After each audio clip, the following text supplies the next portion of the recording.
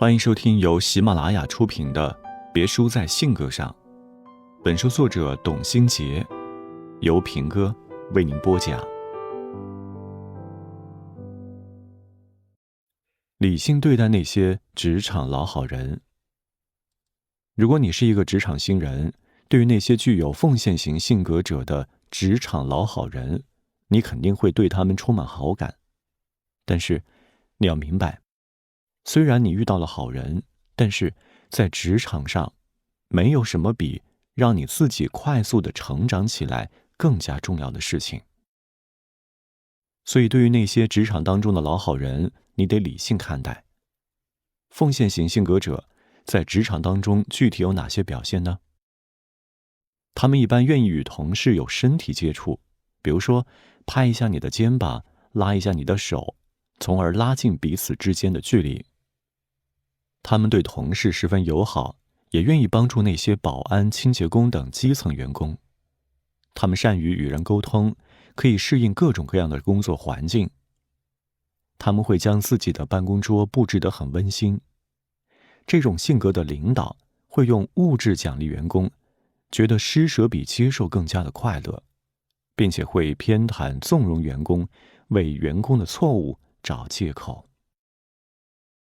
然而职场并不是展现人情和人格魅力的地方。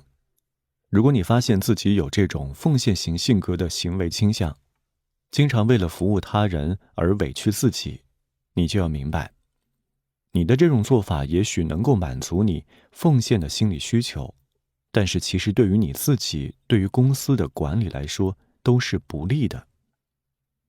帮他人一点小忙，解了燃眉之急，会让你收获他人的感激和认可。但是如果你沉溺于这种帮忙的满足当中，甚至代替他人去工作，不仅会增加自己的负担，也会妨碍他人的成长，这样也会间接地影响公司的长远发展。所以请你管理好自己的时间，不要将自己宝贵的时间都奉献给了别人，别让自己成为职场当中的老好人。做好自己的本分工作，偶尔分担一下同事的任务，这就足够了。该拒绝的时候，还是要果断的拒绝。当然，奉献型性格者在职场当中也有另外一方面的优势，比如说，他们能够看到他人的潜质，并且愿意给予他人帮助。他们会利用自己特殊的才能去帮助领导或同事，但是自己很少取而代之。他们甘愿做陪衬红花的绿叶。他们能够适应各种工作环境，能够与各种人打交道，总是能够让自己融入团队的主流之中。他们也是出色的交际家。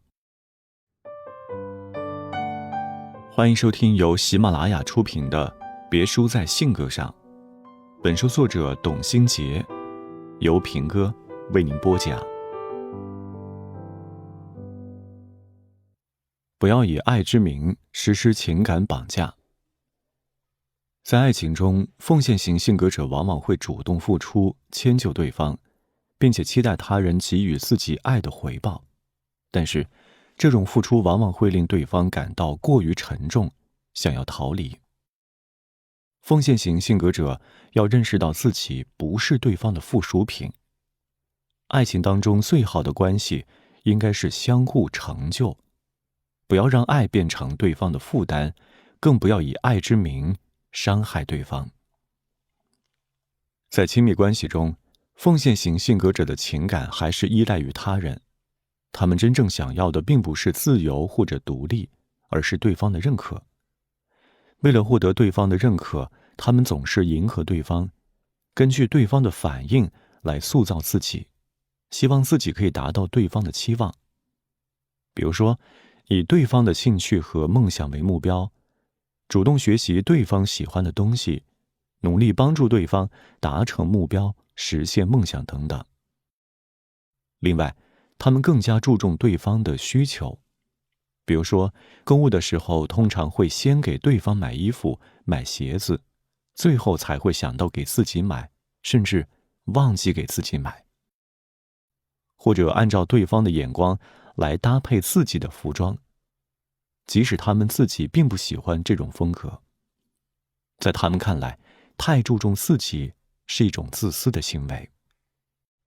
你在恋爱当中是不是这种无私奉献的类型呢？你有哪些朋友是这样的类型呢？你可以对照下面奉献型性格者在恋爱当中的主要表现特征进行对比。他们害怕被拒绝，因此常常主动出击，希望可以用自己的付出换取他人的信赖，从而获得安全感。他们容易被成功出色的人吸引，但是又不愿意选择最好的对象。虽然想和最好的那个人在一起，但是因为害怕被拒绝，他们宁愿选择第二位的对象，或者选择爱自己更多的那一个。他们喜欢迎合对方，会根据对方的喜好来改变自己，希望以此来吸引对方的目光。他们很依赖对方，希望时时刻刻都能够跟对方在一起，使得彼此没有自己的空间，而常常令对方感到喘不过气来。当自己的付出与爱没有被对方察觉、回应的时候，他们便会埋怨、指责对方，希望对方因为内疚而给予他们回报。奉献型性格者往往会给予对方过度的关怀，希望自己可以完全控制双方的关系，这往往就会给对方造成一种潜在的压力感，结果对方不领情。奉献型性格者自己也会很受伤，而且会给这段亲密关系蒙上一层阴影。欢迎收听由喜马拉雅出品的《别输在性格上》，本书作者董新杰，由平哥为您播讲。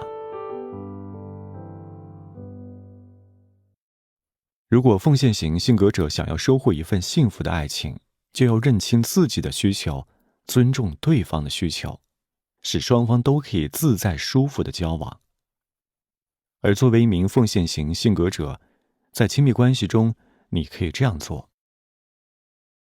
第一，表达自己有被爱的需求。奉献型性格者羞于表达自己的需求，他们更倾向于用行动向对方表达爱意，并且期待对方能够主动回应自己的爱。如果对方给予回应，他们便会产生满足感。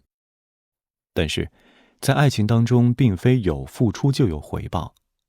很多时候，单方面的付出不仅不会换来同样的爱，反而还会给对方带去压力。如果对方觉得你的爱是一种负担，他就很可能离你而去。因此，试着表达自己有被爱的需求，让对方了解你内心的真实感受，他们自然就不会对你的付出视而不见。你们可以共同维系这份美好的爱情，让彼此在这段关系当中都产生幸福感。第二，为彼此留出自由空间。两个关系密切的人同处于一个密闭的空间内，刚开始可能会觉得很甜蜜，因为没有人来打扰。但是时间长了，双方就都会感到缺氧，感到呼吸困难。奉献型性格者在爱情当中的表现，经常就会让对方处于这种缺氧的状态。他们时时刻刻都为对方着想，细心地照料对方的一切，想要与对方一直厮守，紧跟在对方身边。这种倾心付出、无私奉献的做法，经常会让对方感到有压力，从而产生逃离的念头。所以，不要时时刻刻都守在对方身边，也更不要像一个保姆一样去照顾对方，对对方有求必应。你要关注自己的需求，提升自己的内在特质，你自然而然的就会散发出吸引力。你要知道，最好的爱情不是相互迁就，更不是一方的妥协与退让，而是相互的成就，双方都能够在爱情当中变成更好的自己。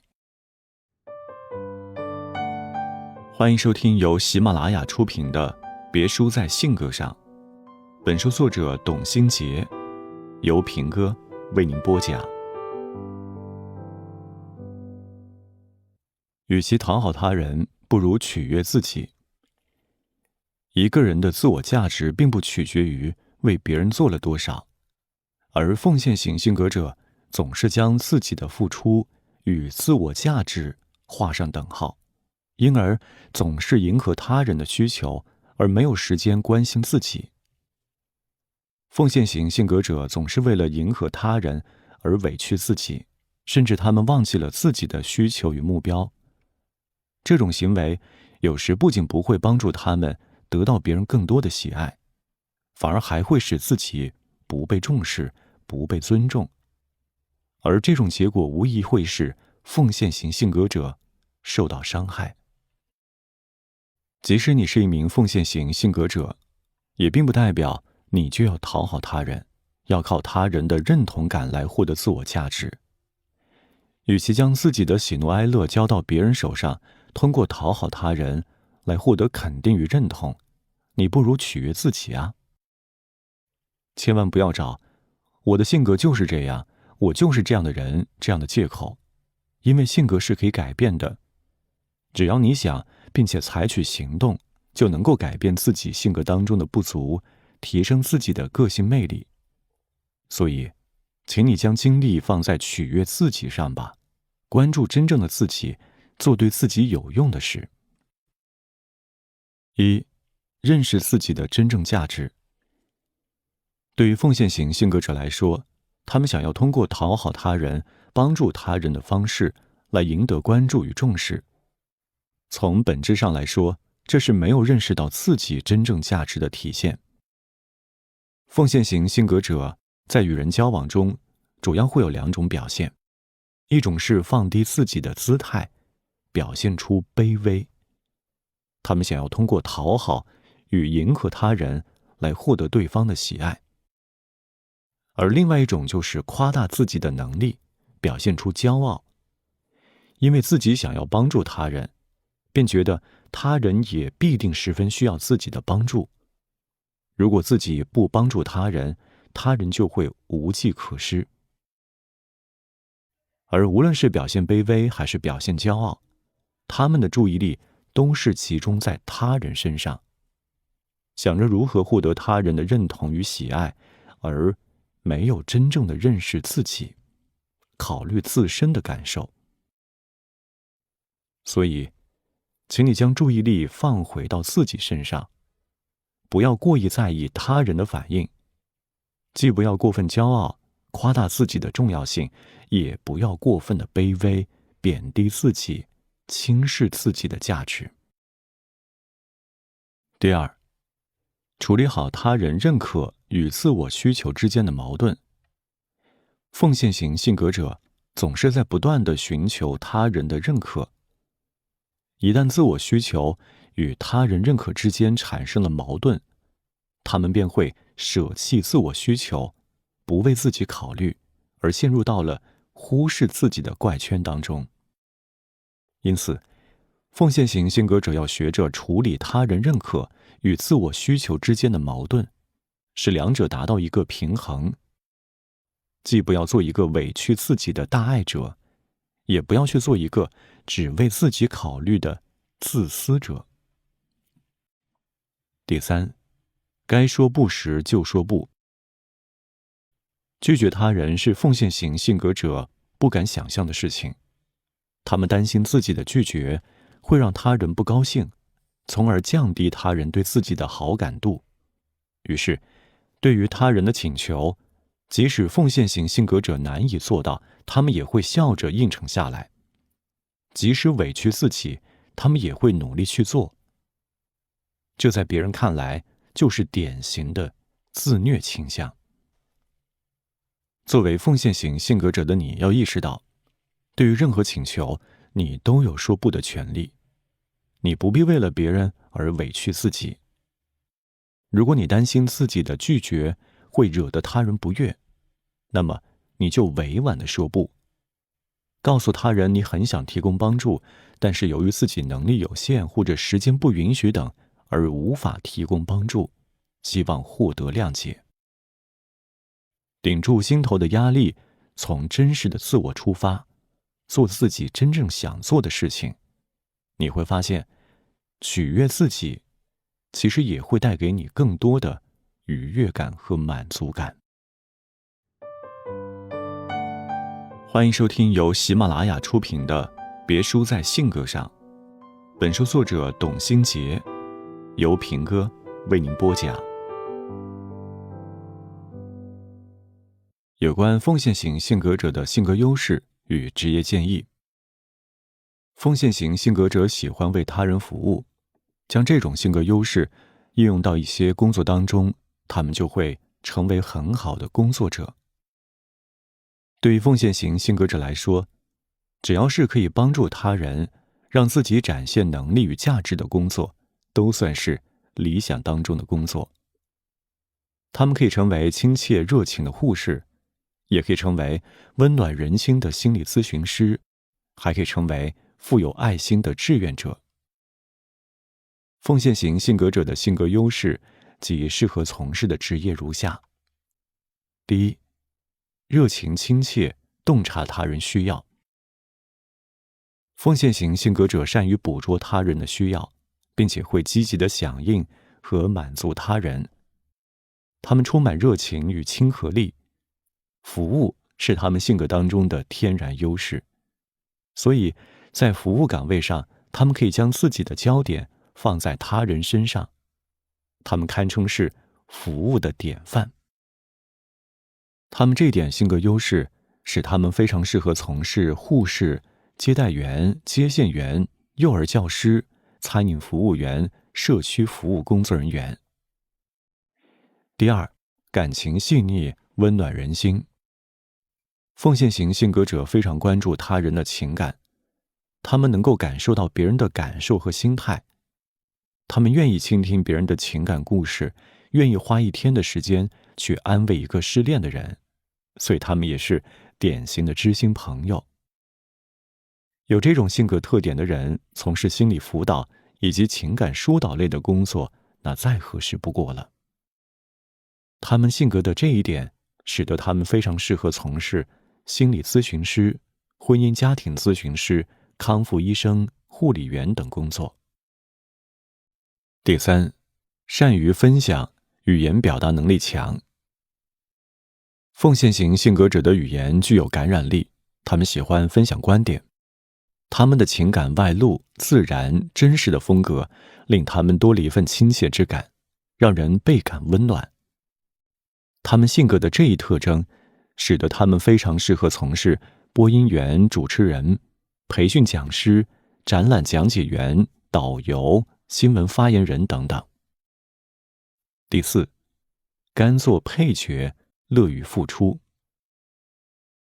奉献型性格者一般不喜欢成为大家的焦点，因为这会让他们觉得自己很自私，但是他们也不甘心被忽略。他们喜欢协助有能力的人解决问题，并且希望自己在有能力的人心中占据重要的位置，从而获得他人的认可，以证明自己的价值。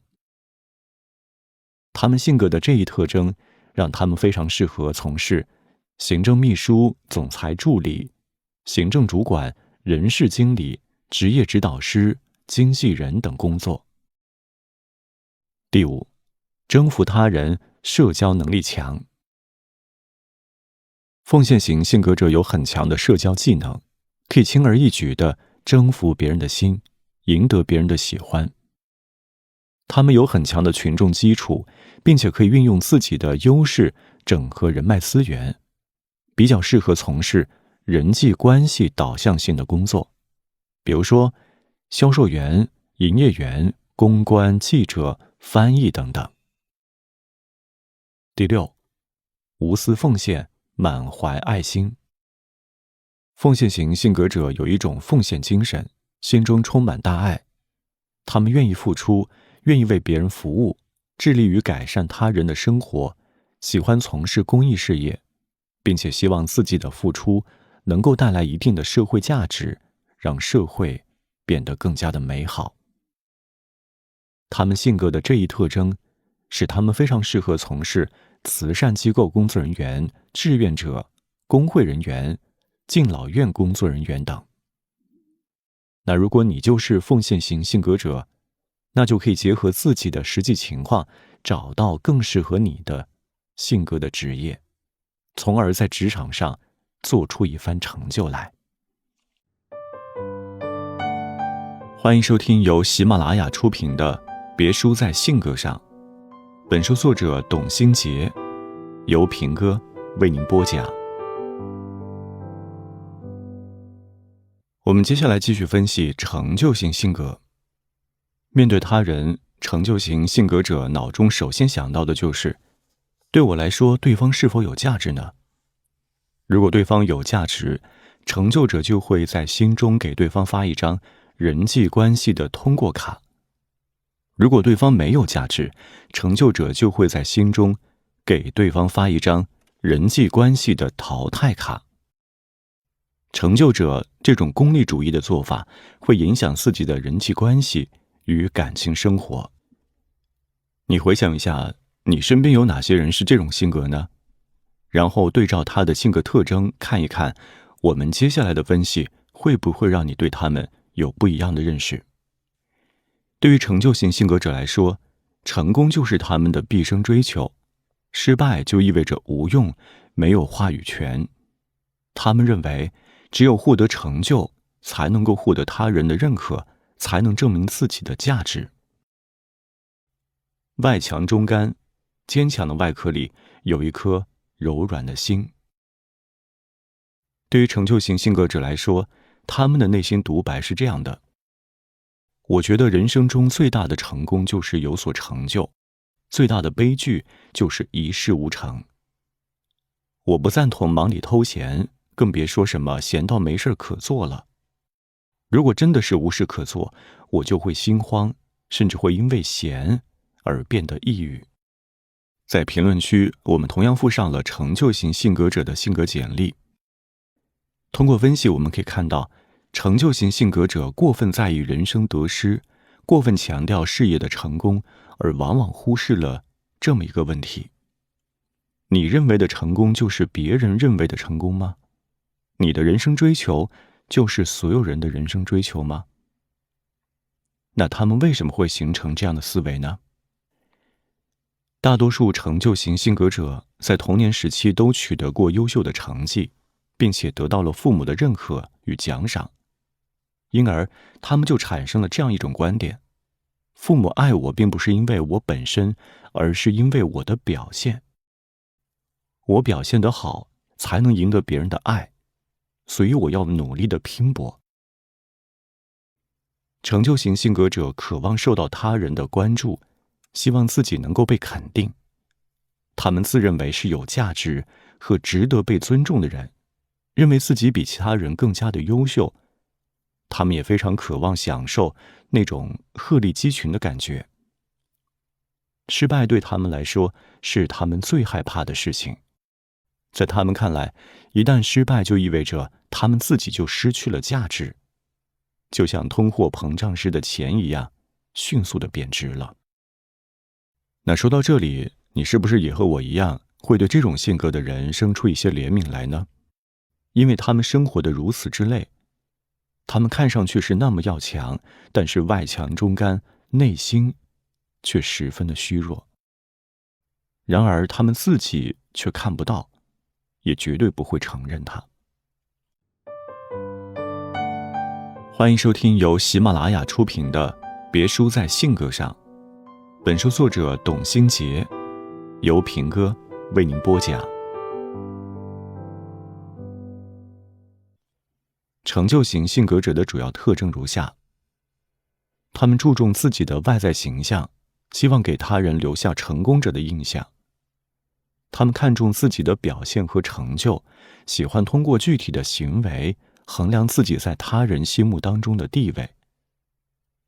他们也喜欢竞争，有着强烈的好胜心，总是避免失败。他们行动能力强，工作效率高。他们当然也是典型的工作狂，在工作时能够全心的投入，忽视个人情感。他们重视名利，是个现实主义者，为了追逐名利，甚至会牺牲家庭、婚姻和感情。他们也相信无功不受禄，更相信天下没有搞不定的事情。他们相信爱情来自于你能够提供什么，而不在于你是谁。他们虽然崇尚成就，但也是努力工作的实干主义者，希望通过自己的努力达到自己的目标。当他们对取得成就过于偏执的时候，有时候就难免会投机取巧，打一些擦边球，给自己带来不利的影响。另外，他们非常喜欢像一个高速旋转的陀螺一样忙个不停，因为这种忙碌会给他们带来充实感，但也会让他们无暇顾及自己的内心情感，从而难以与别人建立亲密关系。为什么会有人喜欢享受忙碌的感觉呢？成就型性格者将忙碌当作自己成功的必然过程，他们不让自己闲下来，唯恐因为闲而失败。你有没有那些精力好像永远用不完，不知道疲惫为何物的朋友呢？你有没有闲不下来，一闲下来就心情无比糟糕的朋友呢？对于这些朋友，相信大多数人都认为他们是另类，难以理解。其实，他们之所以有这样的行为，主要还是他们成就型性格造成的。成就型性格追求成功，他们会尽量扫除成功路上的各种阻碍，让自己成功之路走得更加的顺畅。比如说，尽量避免有空闲时间，因为空闲时间会让他们注意到个人情感，而个人情感又很可能会影响他们的工作效率，对成功毫无益处。对他们来说，闲下来就是失败的前奏，而只有忙碌起来，才能够离成功更进一步。所以，当他们看到那些为情所困或不求进取而荒废时光的人时，就会觉得不可理喻，甚至对其嗤之以鼻。然而，让自己活得轻松一些，难道有错吗？当然，如果你是一名成就型性格者，那么你在大多数人眼中可能就是另类的一员。除了忙个不停，成就型性格者还有一些典型的识别特征，具体内容可以参考评论区的图表。成就型性格者总是将自己的时间安排得满满当当的，他们很少有空闲时间，甚至连自己的休息时间也会被安排得十分紧凑。对于很多人来说的旅游放松，对成就型性格者来说就像是工作一样。他们不会随心所欲地去玩，去放松身心。如果去旅游，他们也会带着任务去游玩，比如说要在几天之内去多少个城市，玩多少个景点等等。他们将自己每天的活动都安排得严丝合缝。为了不让自己闲下来，成就型性格者会在同一段时间内做多件事情。这种忙碌的体验对他们来说是一种更充实的生活方式，但实际上他们是以牺牲自己的情感和生活时间为代价的。这样的生活方式总是给人一种压力，这种内在的空虚感会让成就型性格者无法正视自己的内心。你别看他们那么执着，那么坚定，其实他们的内心非常容易迷失自我。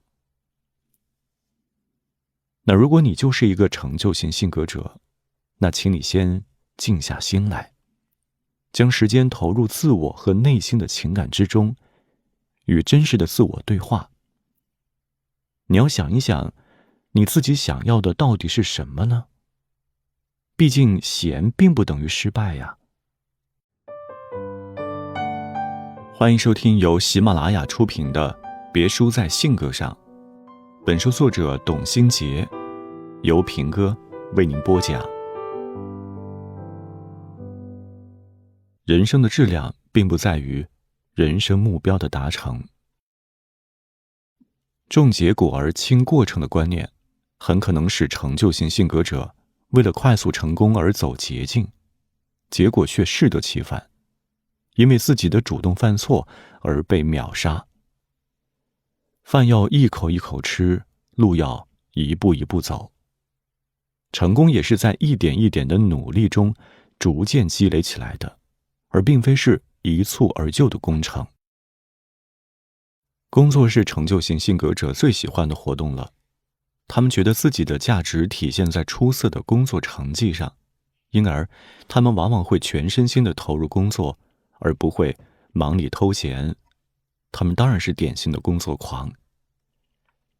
每个成就型性格者，由于所处的环境以及所从事的职业有所不同，因而他们对成功的定义也有所区别，但是他们都以在环境当中取胜为宗旨。如果成就型性格者是一名销售人员，那么他的目标很可能就是成为公司里的年度最佳员工，成为销售人员当中的王者。如果成就型性格者是一名演员，那么他的目标就是获得实力派演员的称号，并且在具有影响力的奖项中获奖，成为有演技、有流量的明星等等。总之，他们就想要成为别人眼中的成功者。然而最大的问题是，成就型性格者关注的焦点在结果，而并非过程。而且他们会通过努力工作来获得成功，但是这也同样会引发一些问题。由于过于重视自己的成功，他们在实际工作当中总是想着一步登天，想要付出更少的代价获得更多的成就，以彰显他们的优越性。因而他们常常也会因为急于达成目标而走上捷径。如果你在工作当中也是唯结果论的成就型性格者，那么请你记住以下2点。第一，人们并非只看结果，结果并不是评判一个人成功与否的唯一标准，甚至在很多时候，过程往往比结果更加重要。工作就像是在一条小路上行走，如果你急于找到落脚之处而匆匆忙忙地走，那你就会必然忽略沿途很多美丽的风景，错过很多有价值的事物。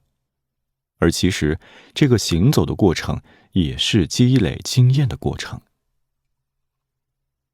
所以不要只认结果，而要多看看过程的价值，更不要因为一次的失败就怀疑自己，从而一蹶不振。第二，急于求成往往更容易失败。成就型性格者对成功的渴望远远超过了人们的想象。如果你急于用成功来证明自己，试图投机取巧来达到目的，那么往往就更加容易导致失败。很多事情并不是按照你的意愿发展的，有时候你越急于求成，反而是离成功越来越远。所以尊重客观规律，进行全面的考虑，将目光放得长远一些，你在成功之路上就会走得更稳，取得的结果也会更令人满意。欢迎收听由喜马拉雅出品的《别输在性格上》，本书作者董新杰，由平哥为您播讲。爱情无法称量，不要将爱物质化。对在亲密关系当中唯价值论的成就型性格者来说，爱情同样也应该是自己成功路上的推进器。如果于己无益，丢掉似乎也无妨。但是当他们内心的真实自我觉醒的时候，他们就会陷入到困惑和迷茫之中。有些影视剧当中有这样的桥段，一男一女在咖啡厅里第一次约会，两人刚见面，双方就相互打量对方，从发型、衣服到鞋子、包包等等。即使双方未说一句话，他们就已经在心中给了对方一个评价，为对方的价值打上了分数。对于成就型性格者来说，每个人的价值都是可以衡量的，他们会根据对方的价值来决定是否与其交往。在他们看来，对自己生活工作有帮助的人就是值得交往的有价值的人。反之，对自己的生活工作没有用处的人则是不值得交往、无价值的人。即使在亲密关系中，他们也会以此为标准来衡量另一半，仿佛对方只是自己达成目标的一个工具而已。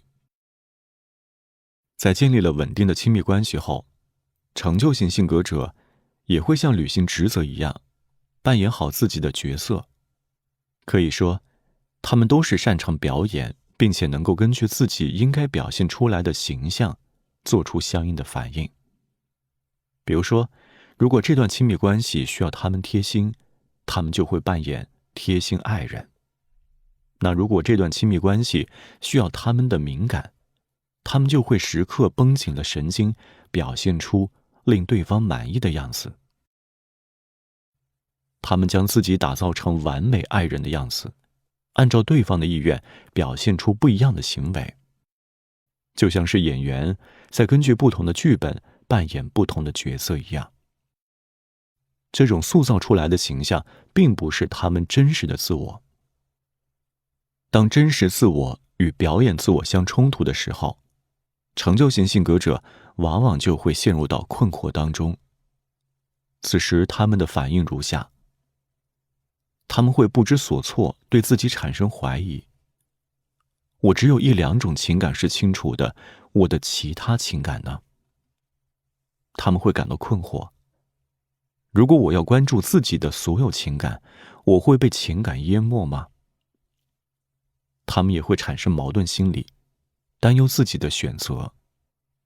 我的选择正确吗？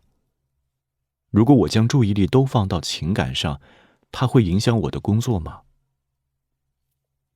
那如果你是爱情当中的一名困惑者，你不知道该如何看待自己的爱情与工作，无法在亲密关系当中做自己，而总是扮演对方期待的角色，那么你听听以下的建议吧。第一，你不要把人和人际关系工具化了。成就型性格者以价值度人，经常会给人留下功利的感觉，让人觉得自己只是一个可供利用的工具，从而影响双方之间的感情。如果你想让他人真心待你，那就不要以审视的眼光去看待他人。在亲密关系中，如果你仍然注重实用主义，那么只会让你们之间的情感出现裂痕。第二，物质无法代替情感。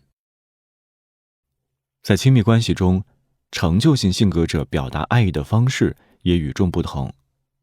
他们不会直接说出爱，而是用行动来证明。很多成就型性格者都会投身于工作，希望给对方带来更好的物质生活，而忽略了对方的精神世界。他们觉得，要让两个人的亲密关系继续进行下去，自己对对方来说就必须要有用、有价值。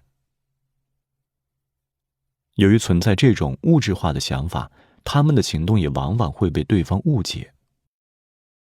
那如果你也有这样的想法，那就趁早打消掉。你要知道，亲密关系中最重要的不是你给我多少钱，而是你关注我的心情，陪我哭，伴我笑。物质是无法代替情感的，仅仅用物质来维系彼此之间的感情，只会让感情变得不再纯粹。第三，你别再扮演完美爱人。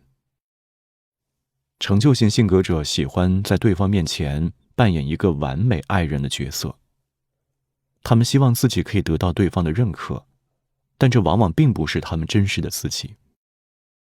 一旦对方发现他们真实的性格，就会产生强烈的落差感，觉得自己陷入到一个圈套当中被欺骗了，结果往往就是双方感情的破裂。所以你不要总是想着去扮演什么角色，做真实的自己，用心对待对方，你同样也会赢得对方的爱与认可。欢迎收听由喜马拉雅出品的《别输在性格上》，本书作者董新杰，由平哥为您播讲。淡泊名利才是幸福的归宿。对于成就型性格者来说，让自己符合社会的认可，把自己打造成所谓的成功人士，是他们始终坚持的目标。但是他们很少意识到，这种塑造出来的自我不过是一项面子工程，所得到的夸赞和收获也往往只是昙花一现。成就型性格者努力工作，追求金钱、物质和地位，总是扮演成功者的角色。你知道他们为什么这么拼命和要强吗？是因为这些可以带给他们安全感，减少他们在生活当中的焦虑感。是的，他们也很焦虑。在他们看来，自己只有被他人认可、被社会接受，才算是一个有价值的人，不会被其他人轻视。所以他们总是忙个不停，没有时间，也没有精力去面对自己真正的内心感受。然而当他们遇到一些特殊情况，比如说失业了、生病了，不得不停止工作的时候，他们就会觉得十分的恐慌，开始担心自己是不是不再有价值了。分析到这里，你是不是也会对成就型性格者少了一份羡慕，多了一份同情呢？是啊，成功有时候并不代表着幸福。那如果你也是一名很要强的人，希望你能够明白这一点。作为一名成就型性格者，下列做法可能会对你弥补自己性格当中的不足有所帮助。第一点，停止忙碌，找一找真实的自我。成就型性格者最担心的就是被别人看不起，而金钱、名望、完美的形象等等，能够让他们获得一种安全感，消除他们对自身的担忧。于是他们忙碌于追逐这些东西，很少意识到自己的真实情感。那如果你也曾如此，或者现在仍然如此，那么就请你先停下来，想一想到底是什么在驱使自己不停地工作，找到你担心的根源，并且直接面对这种担心。你会发现以往不一样的自己，一个拥有真实情感的自己。你不是一台机器，不要让你的情感被搁置了，更不要按照那些设定的程序去行事，这样你会活得更加的舒坦，更加的自在。第二，平衡好生活与事业。无论是生活当中还是在工作当中，成就型性格者总是给人留下太过功利的印象。他们眼中往往只有目标，心中只想着有所成就。对于一切与目标无关的人和事，他们不想花费任何时间和精力。结果，就很可能成为功成名就的孤家寡人。那如果你执着于追求名和利，而将自己的主要精力甚至全部精力都放在了工作中，即使你达成了一个又一个的目标，最后只会觉得内心空虚，难以在情感上获得满足。所以不要过于功利化，你只要用心观察自己的生活，体会身边人的感受，你学着把时间浪费在一些美好的人和美好的事上，你才能在生活与事业之间找到一个令自己舒服的平衡点。第三，少一点包装，多一些真实。生活不是演戏，你不必用金钱、学历、头衔来塑造一个形象。即使通过塑造形象，你得到了夸奖与赞扬，那也是对你的形象的反应，而不是真正对你的评价。你要明白，你塑造的形象无法给予你真正的成就感。回归真实的自己，不刻意地展示自己塑造出来的一面，别人才会发现你真正的美，并且因此而称赞你、欣赏你。所以，不要轻视那个成功者形象的精神内核，只要挖掘出那个成功者形象背后的自己，你才会获得难以言表的幸福感和成就感。欢迎收听由喜马拉雅出品的《别输在性格上》，本书作者董新杰，由平哥为您播讲。在适合自己的工作环境当中，成就型性格者会精力充沛，不知疲倦；在不适合自己的工作环境当中，成就型性格者就会变得萎靡不振，产生烦闷之感。根据自己的性格找工作，既能够把工作做好，又能够让自己享受到工作的乐趣。那如果让你一天工作10个小时，你会不会觉得累呢？那如果是12个小时呢？成就型性格者在自己喜欢的工作当中，仿佛永远都不知疲倦。他们甚至可以连续工作10个小时、12个小时，甚至更长。这是他们的性格特点决定的，这也是他们在工作当中的优势。那么，成就型性格者在工作当中还具有哪些优势呢？他们适合从事什么样的职业呢？第一，不畏困难，充满竞争意识。成就型性格者觉得人生处处是赛场，自己只有不断的进取，才能实现自我价值。他们骨子里有一种不服输的劲头，会为了拿到订单、完成目标而不懈努力。日复一日的平淡工作，只会将成就型性格者的耐心磨光，因为他们喜欢挑战。他们在充满竞争的工作环境中，也会力争上游，表现得很出色，以满足自身对安全感的需要。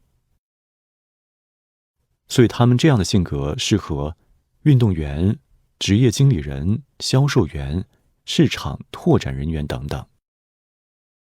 第二，注重形象，符合特定要求。成就型性格者，他们一般非常注意形象，不仅包括外在的样貌、衣着服饰，也包括个人的才能、学识、举止、谈吐等等。他们会敏锐地察觉到他人的需要与期望，并且善于包装自己。所以他们也非常适合做演员、美容美发师、形象设计师、商务形象的礼仪培训师、企业文化师、产品包装设计师等等。第三，他们执行力强，追求效率。成就型性格者更关注目标和结果，因而他们一般很珍惜时间，有很强的执行力，想到就会做到。即使他们并不是某个方面的专业人员，也可以干净利落地处理很多突发状况。他们一心盯着目标，往往会出其不意，想出更加具有创造性的点子，超越领导的要求，完成任务。所以他们这样的性格特征非常适合从事职业经理人、项目经理、时间管理讲师等等。第四，实用主义，整合资源。成就型性格者是最具有实用主义性格色彩的一类人。他们可以把很多复杂的东西想得很简单。即使是人际关系，他们也可以将其简单地进行分类。比如说，在工作当中有价值者，生活当中的帮手，爱情导师等等。所以他们特别善于捕捉对自己有利的资源，会自动忽略与自己的目标无关的人。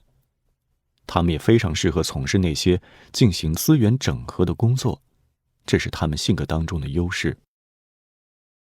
所以他们也非常适合房地产项目开发者、代理商、项目管理师、经销商、中介机构、企业公关等等。第五，勇往直前，富有冒险精神。成就型性格者永远不满足于自己已经取得的成果，他们总是为了做得更好而不断的奋斗。但是对他们来说，如果自己感受不到工作当中取得的成果，那就没有了奋斗的动力。因此，他们更适合那些有明确的上升通道的职业。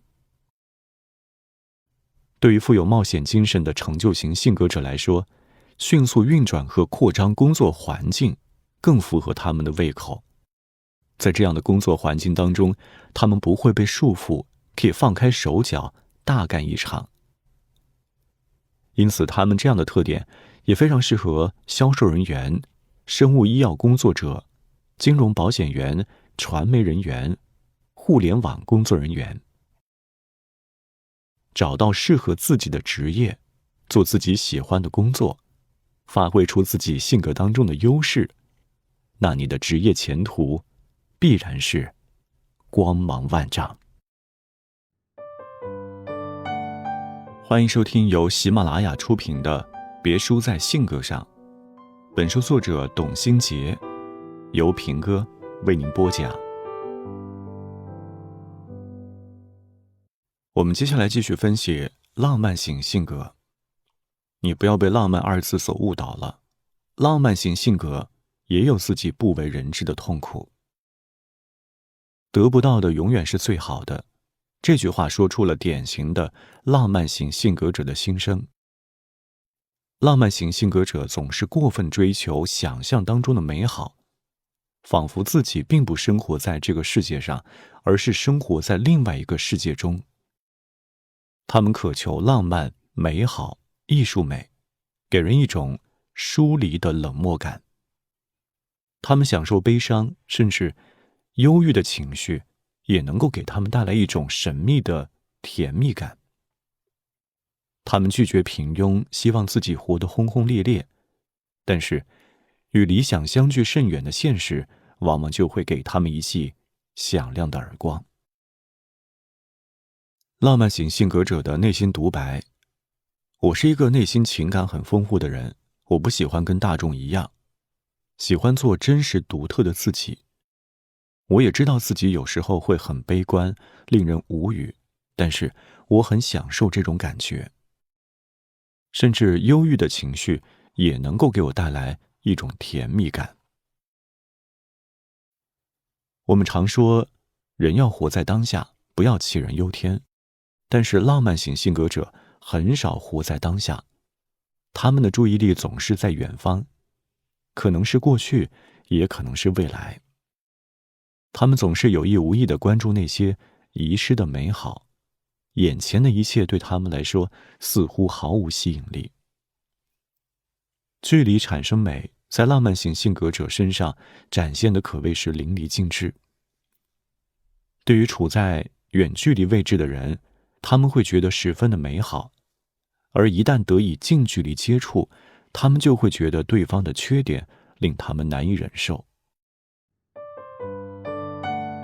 欢迎收听由喜马拉雅出品的《别输在性格上》，本书作者董新杰，由平哥为您播讲。在浪漫型性格者看来，没有什么是永恒的。他们的情绪总是跌宕起伏，而这种情绪也会让他们产生一种强烈的存在感，让他们觉得自己是独特的。浪漫型性格者的主要特征如下：他们觉得自己生活当中有些东西遗失了，而他人正好就拥有这些东西。总是被遥不可及的人事或者物吸引，把一个不存在的恋人理想化。他们常常有忧郁感，追求深入的感情，而不是纯粹的快乐。他们不愿意接受平淡的感情和生活，需要通过想象和戏剧性的行为来重新加固个人的情感。对于已经拥有的，只看得到缺点；对于那些遥不可及的，只看得到优点。他们经常被生活当中某些极端的事情吸引，比如说灾难、遗弃、生死等等。他们对别人的痛苦有深层次的同情心，愿意支持和帮助痛苦当中的人们。依靠情绪、礼貌、华丽的外表和高雅的品味等外在表现来支撑自尊。他们追求真实，但是他们又感觉现实仿佛不是真的。他们相信，当真正的爱情来临时，真正的自我将会出现。所以，浪漫型性格者有时候很难被人接受和理解。他们具有悲情、抑郁的特质，但是他们并不觉得这样有什么不好，反而是愿意将这些作为自己与公众不同的标签，而继续保持自己的独特性。那如果这种性格当中的敏感、脆弱等特性逐渐放大，浪漫型性格者在生活工作当中就会感到煎熬，而无法获得幸福感。因此，发挥浪漫型性格当中的优势，弥补性格当中的不足，那么人生才会更加的如意，更加的精彩。欢迎收听由喜马拉雅出品的《别输在性格上》，本书作者董新杰，由平哥为您播讲。他们玻璃心，是因为他们真的很脆弱。浪漫型性格者有一颗敏感而又脆弱的玻璃心，他们总是将别人出现的负面情绪归结到自己身上，主动给自己添堵，从而使自己的人际关系从想象中的疏离变成了真正的疏离。一提起浪漫型性格者，相信很多人脑中首先会浮现的就是林黛玉的形象。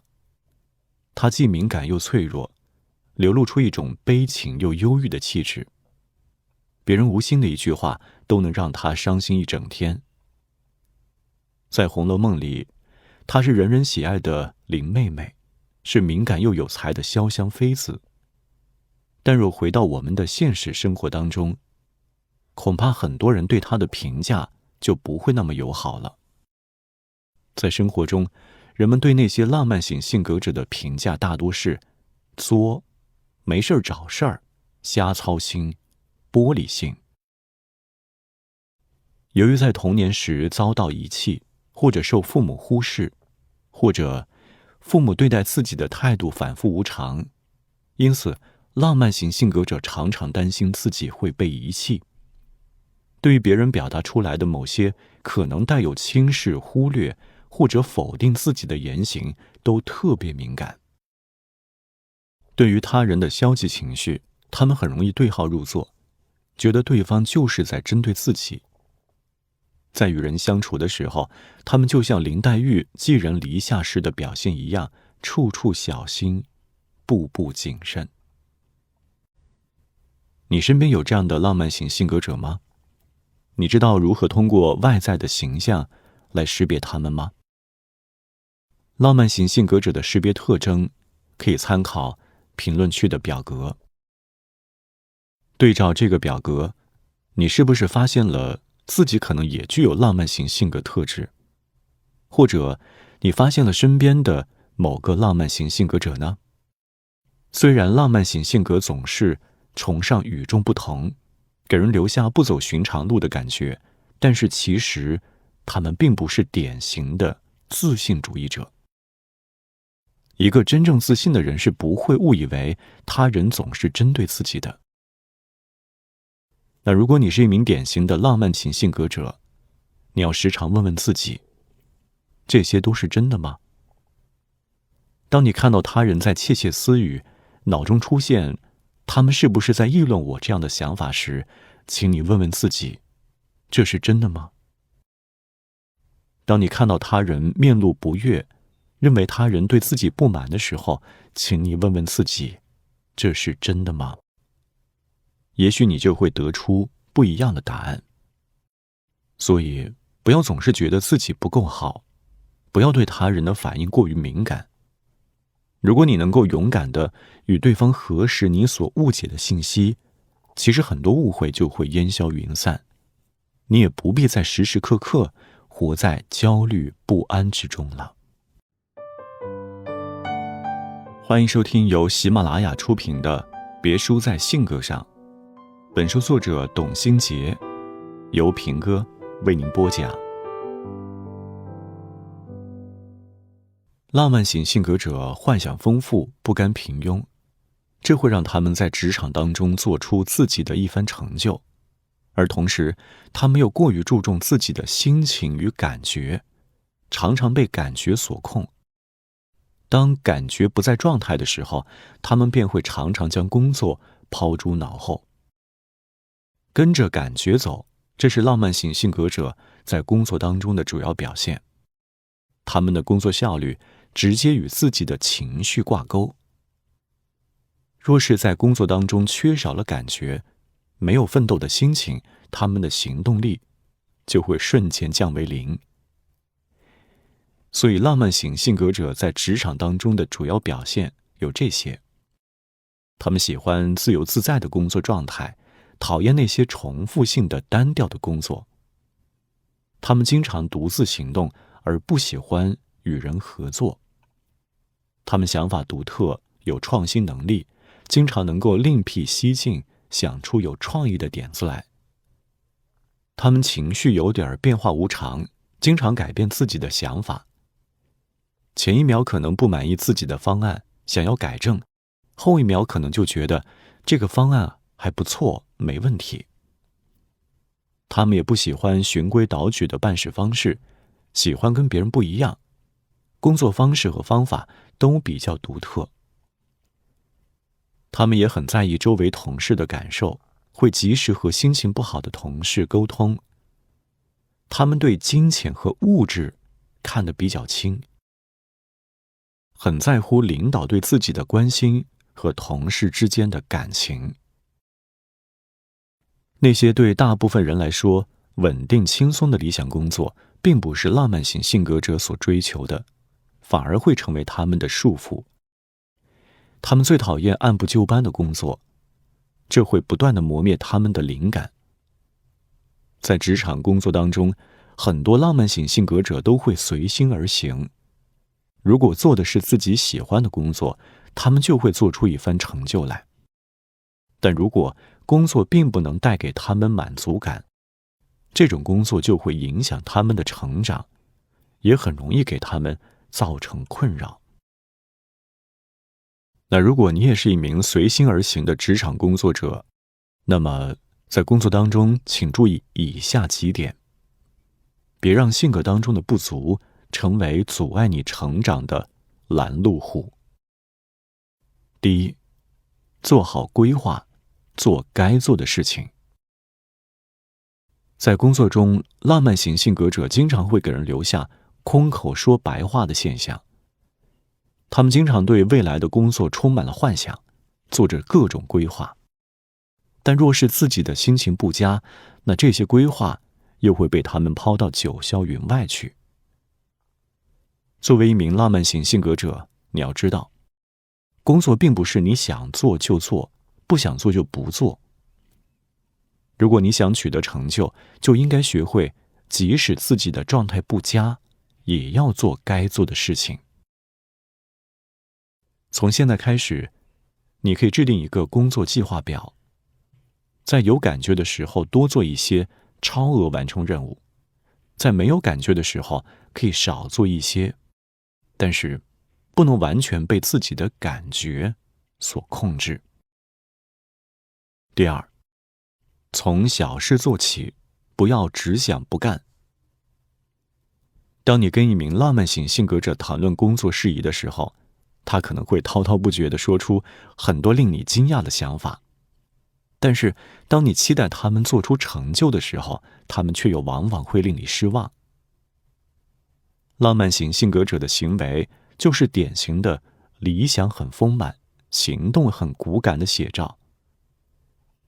他们确实常常有很多新想法，但是他们缺乏行动力，还总是觉得自己不被他人理解。如果你也有这样的想法，想要做出一番成就，那就不要只想不干，要从工作当中的小事做起，完成应该完成的任务。只有你先完成了本职工作，别人看到你的能力，才会对你委以重任，你才会有更多的机会。而如果没有行动，那再伟大的想法也只不过是空想罢了。而如果没有行动，那再伟大的想法也不过是空想而已。欢迎收听由喜马拉雅出品的《别输在性格上》，本书作者董新杰，由平哥为您播讲。浪漫型性格者希望自己的爱情能够始终保持激情，希望爱情可以永远的轰轰烈烈，这使得他们难以忍受平淡。当心头的白月光变成了白米饭，他们就陷入了爱情当中，那种感觉逐渐消失，爱情也就迎来了危机。浪漫型性格者多情又浪漫，心思很细腻，对感情生活充满了期待。他们希望找到自己的灵魂伴侣，拥有真爱，但是他们对待感情的态度又往往令人不解。他们总是追求有缺憾的、未得到的或者失去的，而他们得到的、已经拥有的感情，在他们看来却索然无味。浪漫型性格者总是习惯性地放大自己的感情，通过夸张让自己的情绪变得强烈，即使是一件很小的事情，也能够让他们伤心不已。比如说，对方忘记了他们的恋爱纪念日，浪漫型性格者就会觉得他不爱我了，我们两个人的感情要走到尽头了。而一旦这种想法被无限放大，浪漫型性格者就会觉得自己很受伤，以受害者的姿态看待这份感情。总的来说，浪漫型性格者在亲密关系当中的表现有如下特征：他们经常患得患失，害怕被遗弃，害怕找不到真实的自我，对感情一直处于若即若离的状态，认为眼前的不是真实的，遥远的，不能得到的，反而对他们更加具有吸引力。关注未来，将大多注意力放在等待爱人出现的准备工作上，好像现在的一切都是为了未来做准备。他们相信，在未来的某个时刻，自己一定会遇到真爱。他们厌倦日常乏味的生活，追求轰轰烈烈的爱情，经常会通过戏剧性的行为，甚至破坏性的行为，来增强情感关系的激烈程度。他们不敢许下承诺，没有安全感。当对方许下承诺之后，他们会选择逃避，而不敢接受。对情感关系忽冷忽热，对方在他们面前，他们眼中都是对方的缺点，而当对方与之相距较远的时候，他们眼中又都是对方的优点。他们也总是关注感情生活当中的一些负面现象，比如说，对方不再像以前关心呵护自己了，因而感觉很折磨。欢迎收听由喜马拉雅出品的《别输在性格上》，本书作者董新杰，由平哥为您播讲。那如果你也是一名典型的浪漫主义性格者，相信你在这段亲密关系中也付出了很多努力，而为了让自己不再那么受折磨，你可以尝试以下的做法。第一，别再只关注负面现象。浪漫型性格者习惯关注感情生活当中的负面现象，这些负面因素在他们看来特别扎眼，于是他们便会挑剔对方的一言一行，觉得对方身上到处都是缺点，没有一点可取之处，并且他们认为这段感情也是失败的，因而对感情产生怀疑。所以，不要再只关注那些负面现象，别再让自己陷入悲观的情绪和想象中，试着积极地看待对方，看待你们之间的感情，这样你就能够发现对方行为背后对你蕴含的深深爱意，你会在这段感情当中找到幸福。第二，增添生活当中的小情趣。浪漫型性格者有着丰富的想象力和细腻的情感体验，他们对美和艺术也有自己的深刻理解。这种艺术灵感可以为生活增添很多情绪。对于浪漫型性格者来说，任何东西、任何小事都能够富有乐趣，为自己的生活带来意义。所以，如果你想为自己的感情生活增添一抹光彩，那就发挥自己的才能，营造出一个具有艺术美的氛围，来增添生活情趣，而不要总是抱怨对方不懂美，不懂欣赏。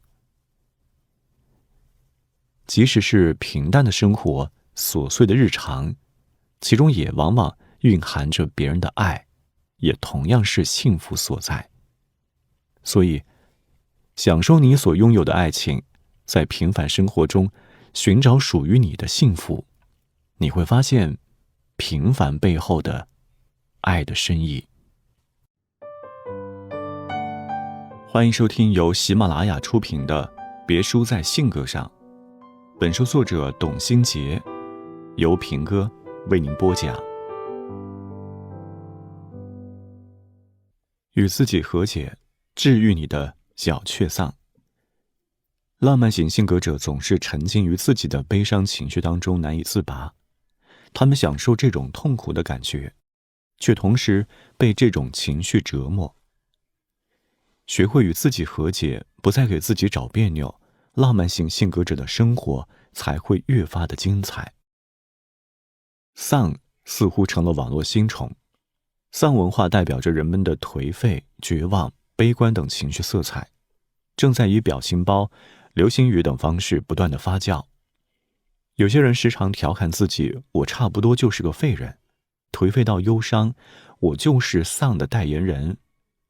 但是对于浪漫型性格者来说，这种感觉很可能是他们的内心的真实体验，并且一直充斥在他们的心中。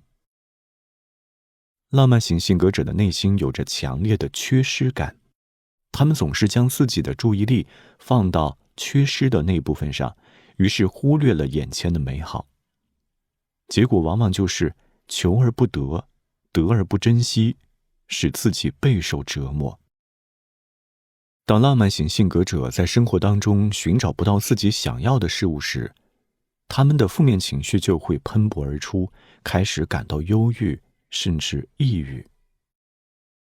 此时他们完全沉浸在自己的想象中，想象那些美好的事物，但现实往往会给他们一记响亮的耳光。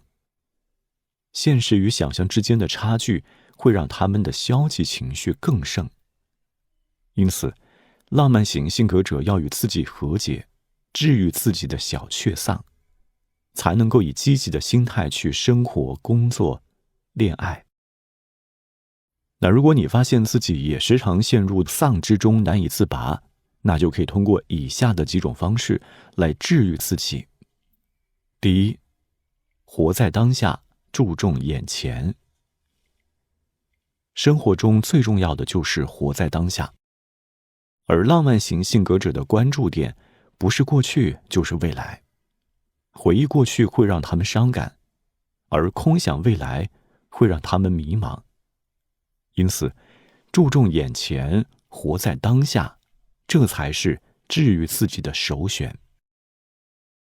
对于浪漫型性格者来说，只有注重当下的体验，珍惜当下的生活，他们才能够在生活当中找到意义。毕竟，想象无法代替现实，将注意力放到遗失的美好或可望而不可得的目标上，只会徒增自己的烦恼。第二，转移注意力，从悲伤中解脱。浪漫型性格者的情绪是跌宕起伏的，总是处于巅峰或者低谷中，或者在两个极端之间摇摆不定。浪漫型性格者似乎每天都有一段时间处于悲伤当中，甚至有些浪漫型性格者会长久地处于悲伤的情绪中。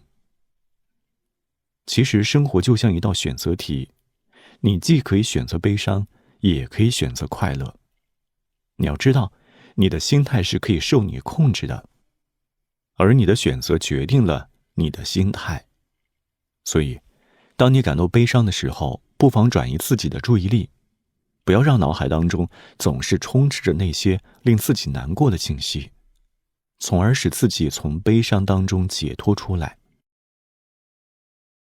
如果你对目前的生活感到不满，无法稳定自己的情绪，也不必强求自己，可以试着寻求朋友的帮助，多参加一些活动，培养一些兴趣，你关注的焦点自然就会从现在的地方转移。不要刻意给自己找不痛快，用一颗积极的心面对生活，你会发现，其实生活并没有那么丧。